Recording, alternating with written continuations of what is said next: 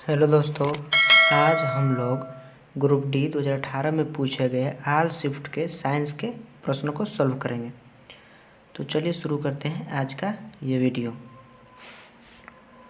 पहला प्रश्न दिया गया है, ऑक्सीजन के द्रव्यमान में हाइड्रोजन के द्रव्यमान का अनुपात हमेशा होता है।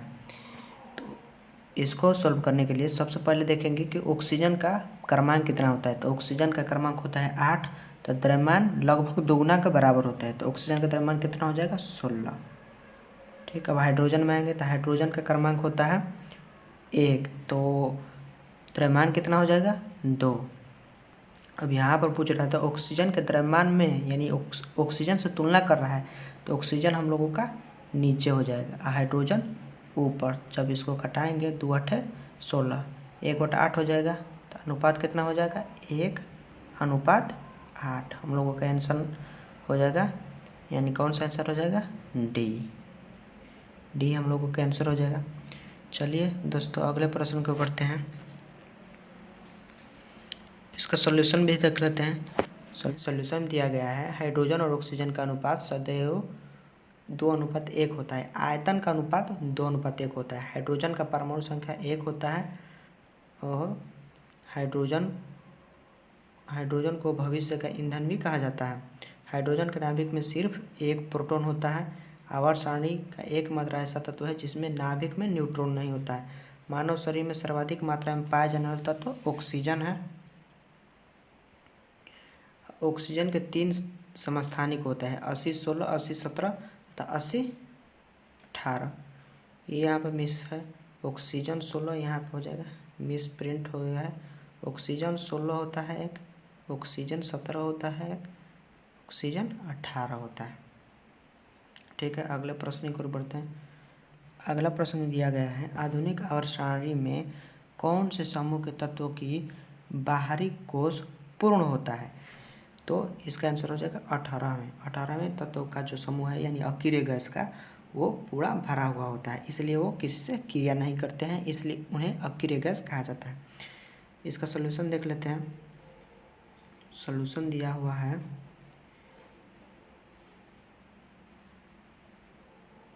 आधुनिक आवर्त सारणी में तत्वों के परमाणु संख्या को आधार बनाया गया है, यानी आधुनिक आवर्त सारणी में परमाणु की संख्या के आधार पर मोजले ने बांटा था। परमाणु संख्या को आधुनिक आवर्त सारणी में तत्वों का मौलिक विशेषता माना गया है। आधुनिक आवर्त सारणी 1913 ईस्वी में मोजले द्वारा दिया गया था।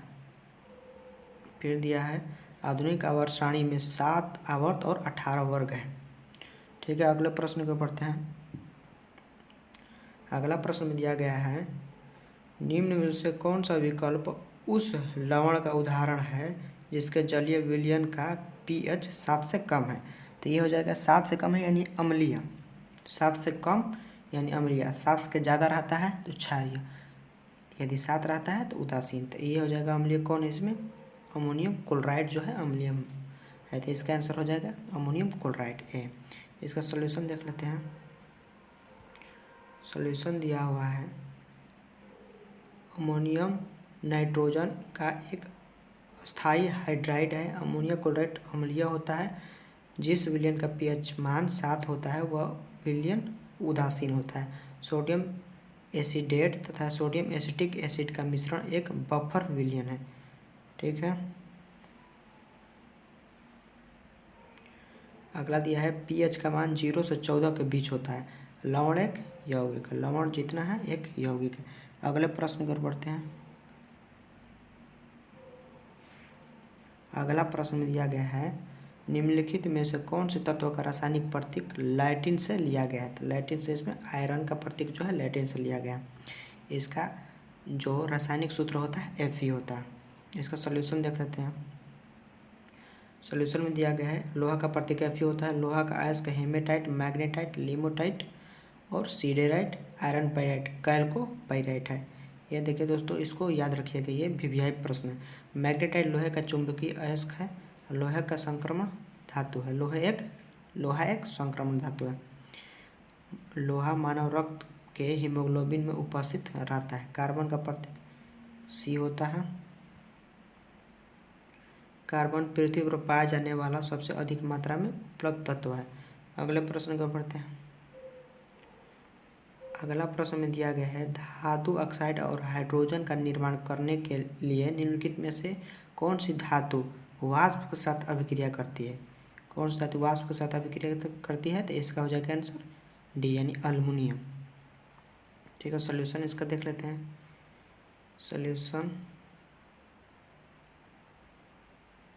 यहाँ पे है, सोडियम की जल के साथ प्रतिक्रिया करने पर हाइड्रोजन गैस प्राप्त होती है। ठीक है, हाइड्रोलिथ की जल से प्रतिक्रिया करने पर हाइड्रोजन गैस प्राप्त होती है। लाल तप्त लोहे पर भाप प्रवाहित करने पर हाइड्रोजन गैस प्राप्त होती है। अगला देखते हैं। अगला में देखिए हाइड्रोजन सभी अम्लों का अनिवार्य अंग है, यानी जितना भी अम्ल होता है उसमें हाइड्रोजन अनिवार्य रूप से पाया जाता है। अगले प्रश्न को पढ़ते हैं। अगला प्रश्न में दिया गया है एक प्रस्वेदी यौगिक है। प्रस्वेदी यौगिक वो होता है जो आर्द्रता और कार्बन डाइऑक्साइड को अवशोषित कर लेता है यानी खींच लेता है, उसे प्रस्वेदी यौगिक कहते हैं। तो इसका आंसर हो जाएगा कली चूना। तो कली चूना एक प्रस्वेदी यौगिक है। सोडियम हाइड्रोक्साइड का अणुसूत्र NaOH होता है। अब यहाँ पे दिया है प्रस्वेदी पदार्थ वह है जो हवा से आर्द्रता और कार्बन डाइऑक्साइड यानी CO2 को आसानी से सोख लेता है।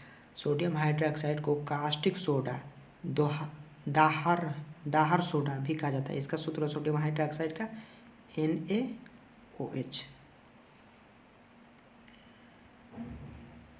इसका उपयोग पेट्रोलियम को शुद्ध करने में, साबुन बनाने में, कागज, सूती कपड़ों, नमक पैदा करने में, कृत्रिम रेशम के निर्माण में, रंग तथा रेयन बनाने में, प्रयोगशाला में प्रतिकारक के रूप में तथा सोडियम धातु के निर्माण में होता है। सल्फ्यूरिक अम्ल का उपयोग पेट्रोलियम के शोधन में, कई प्रकार के विस्फोटक बनाने में, रंग और औषधियाँ बनाने में तथा संचायक बैक्टीरिया आदि में किया जाता है। अगले प्रश्न को पढ़ते हैं। अगला प्रश्न में दिया गया है आधुनिक आवर्त सारणी में 18वें समूह में कितने तत्व मौजूद हैं। तो 18वें समूह निष्क्रिय गैस होता है यानी अक्रिय गैस, उसको अक्रिय गैस भी कहा जाता है। तो इसमें होता है कौन कौन, helium, neon, argon, krypton, xenon और रेडोन। 6 पूरा होता है, तो 6 हो जाएगा हम लोगों का आंसर डी। इसका सॉल्यूशन देखते हैं। दिया हुआ है आवर्त सारणी के छठी आवर्त में 32 तत्वों की संख्या है। परमाणु संख्या 58 से लेकर 71 तक तथा 90 से लेकर 103 तक के तत्वों को आवर्त सारणी के नीचे अलग अलग रखा गया है। तो 58 से लेकर 71 तक जो तत्व है उसे कहा जाता है लैंथेनाइट। ठीक है, लैंथेनियम से चालू होता है इसलिए लैंथेनाइट। जो 58 से 71 तक हो गया, 89 से 103 तक जो होता है उसे एक्टिनाइट श्रेणी के अंतर्गत रखा जाता है। 58 से 71 तक जो होता है उसे लैंथेनाइट श्रेणी के अंतर्गत, जो 89 से 103 तक होता है उसे एक्टिनाइट श्रेणी के अंतर्गत रहता है। चलिए अगले प्रश्न को पढ़ते हैं। अगला प्रश्न में दिया गया है उस लवण का उदाहरण निम्न में से कौन सा है जिसके जलीय विलयन का pH मान 7 से कम है। ये तो हम लोग किए थे, शायद 2 बार आ गया है। तो इसका हो जाएगा अमोनियम क्लोराइड। चलिए अगले प्रश्न की ओर बढ़ते हैं। 9 नंबर प्रश्न दिया गया है किस परमाणु का उप परमाणु कण नहीं है। तो किस परमाणु का उप परमाणु कण नहीं है, तो जीनोन का उप परमाणु कण नहीं है। तो जीनोन परमाणु को परमाणु कण नहीं है। जीनोन सर्वाधिक यौगिक वाला अक्रिय गैस है। जीनोन का प्रतीक चिन्ह होता है Xe। परमाणु के मौलिक कण इलेक्ट्रॉन, प्रोटॉन और न्यूट्रॉन होते हैं। इलेक्ट्रॉन की खोज जे थॉमसन ने किया था। प्रोटॉन की खोज गोल्डस्टीन या रदरफोर्ड भी किया था। रदरफोर्ड भी कभी कभी दे देता है। न्यूट्रॉन खोज जेम्स चैडविक ने किया था। अगले प्रश्न की ओर बढ़ते हैं। अगला प्रश्न दिया गया है कांस्टेंट धातुओं को मिश्रित करके बनाया जाता है। तो ये हो जाएगा आंसर हम लोगों का सी। कॉपर और निकेल को मिश्रित करके कांस्टेंट धातुएं बनाई जाती है। तो कांस्टेंट धातु में कॉपर निकेल धातु को मिश्रित करके बनाया जाता है। कांस्टेंट बनाने में कॉपर और निकेल का प्रयोग किया जाता है। डेल्टा मेटल कौन कौन है। डेल्टा मेटल में क्या क्या होता है, कॉपर होता है, जिंक होता है और लोहा होता है। अमोनियल मेटल में कॉपर और निकेल होता है। इसमें कॉपर 70% और निकेल 30% होता है। मैग्नीशियम मिश्र धातु में एल्युमिनियम प्लस Mg मिलाया जाता है। चलिए अगले प्रश्न में बढ़ते हैं। अगला प्रश्न में दिया गया है बेकिंग पाउडर किसका और किसका मिश्रण है। तब बेकिंग पाउडर का सूत्र होता है, बेकिंग पाउडर को खाने वाला सोडा भी कहा जाता है। तो बेकिंग पाउडर या खाने वाला सोडा का सूत्र होता है NaHCO3। तो इसमें कौन हो जाएगा, यहाँ से सोडियम हो जाएगा, हाइड्रोजन हो गया, कार्बन हो जाएगा, ऑक्सीजन हो जाएगा। तो क्या दिया है, सोडियम हाइड्रोजन कार्बोनेट सल्फ्यूरिक अम्ल। सल्फ्यूरिक अम्ल तो इसमें नहीं हो पाएगा। तो यहाँ से बी में देखते हैं, बी में दिया गया है सोडियम हाइड्रोजन कार्बोनेट और टर्टरियम, ये हम लोग का आंसर हो जाएगा। चलिए अगले प्रश्न को पढ़ते हैं। अगला प्रश्न में दिया गया है परमाणु क्रमांक 57 तत्व संबंध रखता है। तो ये हो जाएगा हम लोगों का डी, यानी जो परमाणु क्रमांक 57 वो डी ब्लॉक में होता है। तो 57 से 71 तक जो होता है लैंथेनाइड श्रेणी में होता है, और 89 से 103 तक एक्टिनाइड श्रेणी में होता है। चलिए अगले प्रश्न में बढ़ते हैं, इसका सॉल्यूशन देख लेते हैं। सॉल्यूशन में दिया गया है इन उपकक्षाओं को SPDF अक्षरों के रूप में निरूपित किया जाता है। S सबसेल में इलेक्ट्रॉनों की संख्या 2, P सबसेल में इलेक्ट्रॉनों की संख्या 6 होता है, सब सेल D में इलेक्ट्रॉनों की अधिकतम संख्या 10 और F सेल में इलेक्ट्रॉनों की संख्या 14 होता है। सब सेल जो होता है उपकक्षा, तो उपकक्षा कौन कौन है, SPDF उपकक्षा है। ठीक, तो उपकक्षा में होता है इसमें होता है 2, इसमें होता है 6, इसमें होता है 10, इसमें होता है 14, ये 4 के अंतराल पर होता है। यदि कक्षा कहें तो कक्षा में कितना होता है, L M N O P Q होता है, इतना कक्षा होता है। तो इसमें कितना मतलब इलेक्ट्रॉन रख सकता है, तो इसका सूत्र होता है 2n², यानी एक पर है L तो n का मान 1 रखेंगे तो 2 हो जाएगा, M 2 पर है तो n का मान 2 रखेंगे तो m बराबर कितना हो जाएगा, 2 4 दूना का 8। ऐसा ही आप लोग कर लीजिएगा। चलिए अगले प्रश्न में बढ़ते हैं। अगला प्रश्न में दिया गया है तत्व किसका परमाणु सबसे बड़ा और किसका परमाणु सबसे छोटा होता है। तो इसका आंसर हो जाएगा हम लोगों का डी, क्योंकि जब हम लोग ऊपर से नीचे तरफ आते हैं तो वर्ग में परमाणु का आकार बढ़ते जाता है। हीलियम होता है यहाँ पे 18वें वर्ग में, फ्रांसियम होता है पहले वर्ग में। जब हम लोग ऊपर से नीचे आएंगे तो परमाणु का आकार बढ़ेगा, तो सबसे जब यहाँ पे पहुँचेंगे इस वाले लाइन में तो फ्रांसियम तो बड़ा होगा यहाँ से, हीलियम वहाँ से अभी चला ही है तो छोटा होगा, तो हीलियम यहाँ से छोटा हो जाएगा, फ्रांसियम बड़ा हो जाएगा। ये हम लोग का डी नंबर सही होगा। चलिए इसका सॉल्यूशन देख लेते हैं। सॉल्यूशन में दिया है त्रिज्या के आधार पर सबसे छोटा परमाणु हीलियम, सबसे भारी धातु ओस्मियम, सबसे हल्का धातु लिथियम है। चलिए अगले प्रश्न को पढ़ते हैं। अगला प्रश्न में दिया गया है साधारण नमक के विलयन के निर्माण के लिए सोडियम हाइड्रोक्साइड किसके साथ अभिक्रिया करता है। तो सोडियम हाइड्रोक्साइड यानी NaOH किसके साथ अभिक्रिया करेगा, हमको बनाना है NaCl यानी साधारण नमक बनाना है। तो किसके साथ अभिक्रिया करेगा, HCl के साथ, यानी हाइड्रोक्लोरिक के साथ जब अभिक्रिया करेगा तो पानी यहाँ से OH और AH यानी H2 दो गो है तो H2 हो जाएगा, पानी यहाँ से बह जाएगा, हम लोगों के यहाँ से Na निकल जाएगा, वहाँ से Cl बचा तो Cl, यहाँ से हम लोगों का NaCl बन जाएगा, नमक बन जाएगा। चलिए अगले प्रश्न को पढ़ते हैं।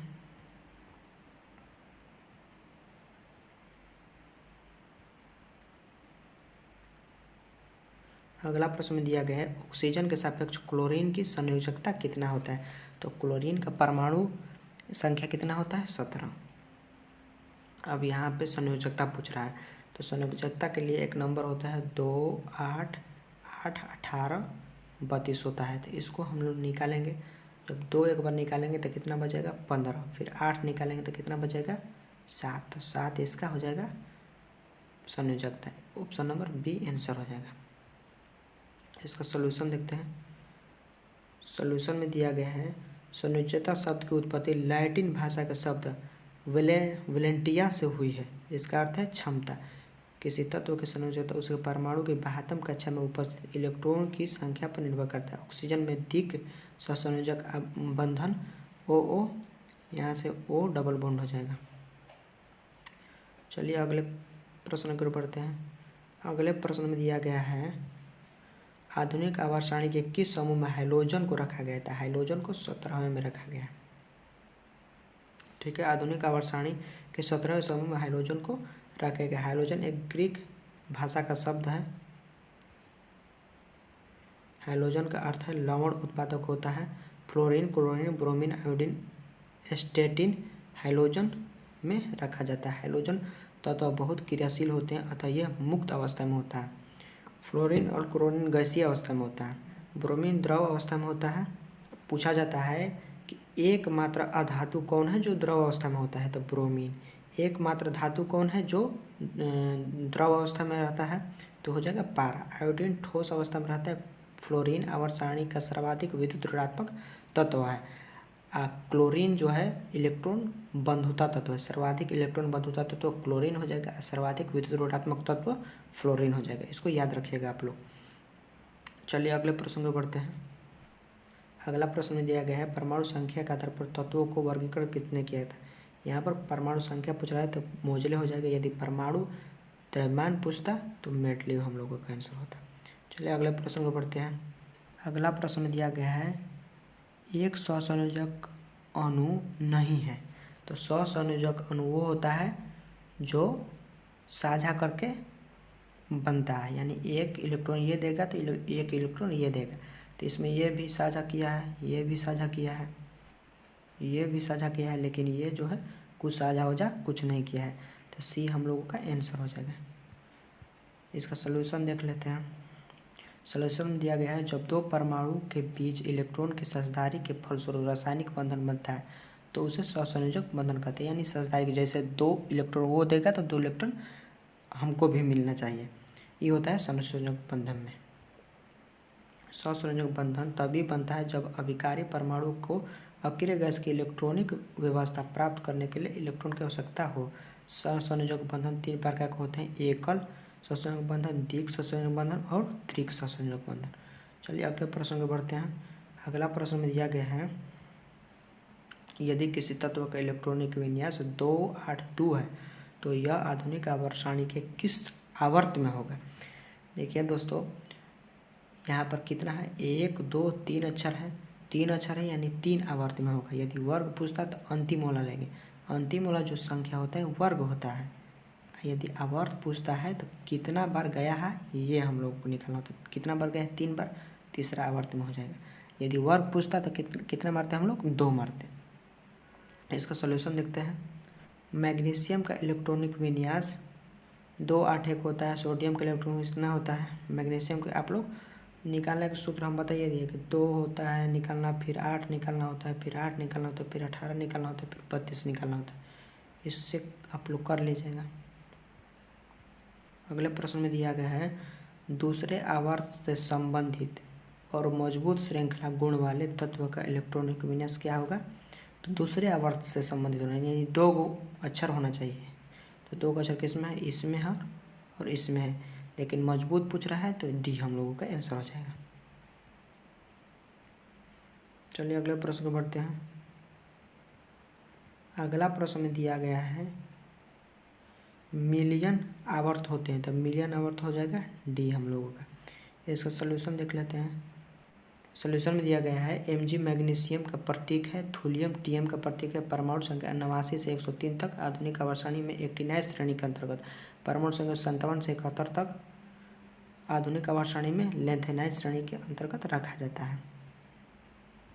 आधुनिक आवर्त सारणी खोज मोजरे ने किया था 1913 ईस्वी में। अगले प्रश्न को बढ़ते हैं। अगला प्रश्न में दिया गया है कार्बन परमाणु के बारे में कार्बन 6 12 से क्या निष्कर्ष निकाला जा सकता है। देखिए दोस्तों, जो यहाँ पर होता है ये होता है प्रोटॉन की संख्या या परमाणु क्रमांक कह सकते हैं। परमाणु क्रमांक या प्रोटॉन की संख्या होता है। और जो यहाँ पर होता है परमाणु भार होता है। परमाणु भार या परमाणु द्रव्यमान कह सकते हैं। परमाणु भार या द्रव्यमान कह सकते हैं। तो द्रव्यमान में न्यूट्रॉन प्रोटॉन दोनों मिलकर रहता है, न्यूट्रॉन और प्रोटॉन। शॉर्ट में लिख देते हैं न्यूट्रॉन प्लस प्रोटॉन मिलकर होता है परमाणु द्रव्यमान, भार होता है। ठीक, क्रमांक होता है प्रोटॉन की संख्या बराबर क्रमांक होता है। ठीक, अब हम लोगों का इसमें 12 दिया है भार। भार जब 12 दिया है, प्रोटॉन की संख्या 6 दिया है, तो न्यूट्रॉन की संख्या कितना हो जाएगा? 6 हो जाएगा हम लोगों का। तो न्यूट्रॉन की संख्या इसमें भी 6 हो जाएगा, अब प्रोटॉन की संख्या भी 6 हो जाएगा। तब देखेंगे ऑप्शन कौन सा ऑप्शन में न्यूट्रॉन की संख्या 6 और प्रोटॉन की संख्या 6 दिया है। तो ऑप्शन हो जाएगा ये सी नंबर ऑप्शन, न्यूट्रॉन की संख्या 6 और प्रोटॉन की संख्या 6 दिया है। इसका सोल्यूशन देख लेते हैं। सोल्यूशन में दिया गया है कार्बन आवर्त सारणी के वर्ग 14 का सदस्य है। कार्बन का परमाणु संख्या 6 और द्रव्यमान 12.011 है। कार्बन में संयोजी इलेक्ट्रॉन की संख्या 4 होती है। अगले प्रश्न को पढ़ते हैं। अगला प्रश्न दिया गया, सोडियम से क्लोरीन की ओर जाने पर परमाणु आकार क्या होता है? तो सोडियम से जब हम लोग क्लोरीन की ओर जाते हैं तो सोडियम जो है पहला वर्ग में है। सोडियम मतलब यहाँ है Na, क्लोरीन जो है यहाँ है दूसरा वर्ग में है। तो जब हम लोग सोडियम से क्लोरीन की तरफ यानी इधर से जब हम जाते हैं आवर्त में, मतलब आवर्त तरफ जाते हैं, तो जो परमाणु का आकार होता है घटता है। यानी सोडियम बड़ा होगा, क्लोरीन छोटा होगा। आवर्त में बाएं से दाएं तरफ जाते हैं तो परमाणु का आकार घटता है। तो इसका आंसर हो जाएगा घटता है। चलिए अगले प्रश्न को पढ़ते हैं। अगला प्रश्न दिया गया है, तीसरे आवर्त में मौजूद तत्वों में कितने कक्षा हैं? तो हम पहले भी बताए थे कि कक्षा कितना होता है, KLMNOPQ। तो तीसरे आवर्तक पूछ रहा है, तो KLM हम लोगों का हो जाएगा option number A. Option number A answer हो जाएगा। अगले प्रश्न की ओर बढ़ते हैं। अगला प्रश्न में दिया गया है, निम्न में से कौन सा संतृप्त हाइड्रोकार्बन है? तो संतृप्त हाइड्रोकार्बन कौन होता है? एल्केन होता है। एल्केन का सूत्र होता है CnH2n+2 H2n+2। यदि हम लोग अब n का मान 1 लेते हैं तो कितना हो जाएगा सूत्र? C1H4। ठीक, तो C1H4 किसी में है? किसी में नहीं है।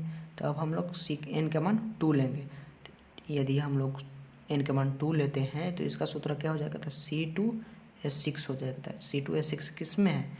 D में है, तो D हम लोगों का आंसर हो जाएगा। इसका सॉल्यूशन भी देख लेते हैं। सॉल्यूशन में दिया गया है, यह बहुत कम क्रियाशील होती है, इसका कारण उसे पैराफिन कहते हैं। संतृप्त हाइड्रोकार्बन का सामान्य CnH2n+2 होता है। प्रथम 10 संतृप्त हाइड्रोकार्बन है methane, ethane, propane, butane, pentane. आप लोग निकाल लीजिएगा रख के मान। ऐसे एक कार्बन रहता है तो मीथेन कहा जाता है, 2 तो इथेन, 3 तो प्रोपेन, ब्यूटेन, 4 कार्बन रहता है तो कहा जाता है। ये लोग आप लोग जानते होंगे। अगले प्रश्नों की ओर बढ़ते हैं। अगला प्रश्न में दिया गया है, निम्नलिखित में से कौन सा तत्व अधिक इलेक्ट्रोनेगेटिव होता है? इलेक्ट्रोनेगेटिव मतलब कि इलेक्ट्रॉन बंद होता है। सबसे अधिक इलेक्ट्रॉन बंद होता है किस में होता है? तो क्लोरीन में होता है। हम लोग का आंसर हो जाएगा ए। चलिए दोस्तों, आज के लिए इतना ही। हम लोग कल मिलेंगे ऐसे ही ग्रुप डी के प्रीवियस ईयर क्वेश्चन को पार्ट वाइज हम लोग समाप्त कर देंगे। ठीक है, आज के लिए इतना ही। धन्यवाद।